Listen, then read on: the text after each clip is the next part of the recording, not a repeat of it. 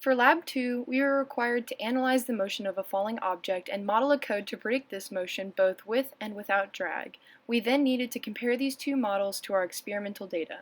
This is meant to highlight the importance of drag when examining the motion of a falling object, whether it be a rock versus a piece of paper and why the rock falls faster, or the trajectory and speed of a skydiver.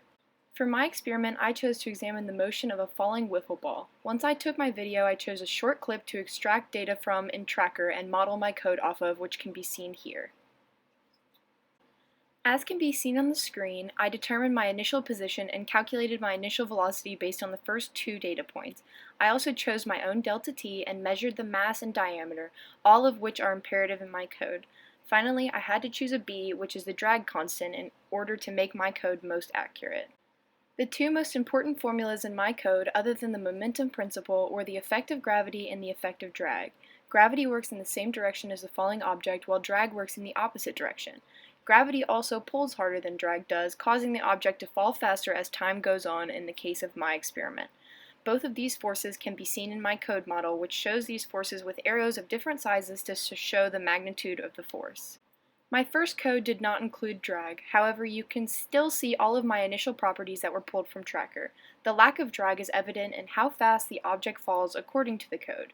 You can also see that the drag arrow is not present, leaving just the gravity arrow as the sole force, which will appear when I run the code.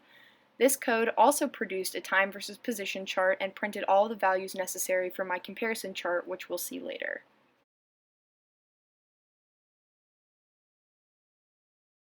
Here you can see the comparison between the model and the experiment. The model predicts that the ball will fall much faster than it actually did. This is mostly because of my choice of system. Because a wiffle ball is so light, but has such a large surface area in comparison, the effect of drag is much stronger than it would be on, say, a small rock. This also explains why I had a larger drag force constant, which will become apparent when I talk about my code that includes drag. The discrepancy between the two graphs could be due to more than just the lack of drag force, however. There is inevitable human error in my data from Tracker that could have caused a difference. Secondly, there could have been slightly imperfect camera angles that also may have caused my Tracker data to be skewed. Next, I coded a model that included drag represented by FD. This can immediately be seen by observing the presence of a second arrow in the model that the code produces. Because my object was so light, the size of the arrow is very large, which shows that it has a significant impact on my position data. The effect of drag force can also be observed in the graph, which predicts a much closer position than my first code did.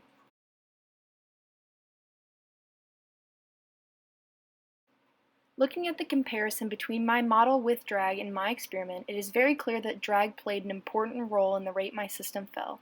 The graph lines up much better and predicts a much slower fall than the first model did. There are still some discrepancies between the two graphs, however we can no longer attribute this to the lack of drag force. Human error and imperfect camera angles may still play a part in this error, however a new problem may arise with the addition of drag force in my code. Because I had to guess and check my drag force constant, there could be an issue with that, which could cause the difference between the model and experimental chart. Finally, we need to answer some questions. First of all, which model predicts a terminal velocity?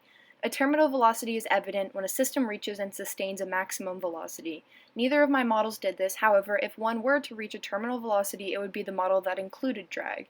This is due to the fact that a terminal velocity is reached when drag force becomes equal to weight force, which would make net acceleration zero. This would only happen if the falling object were falling for much longer than mine did in my experiment.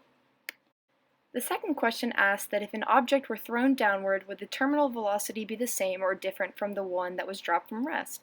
In this case, the terminal velocity would be the same because weight force does not change based on how hard an object is thrown. However, the terminal velocity would be reached much faster if it were thrown rather than dropped from rest.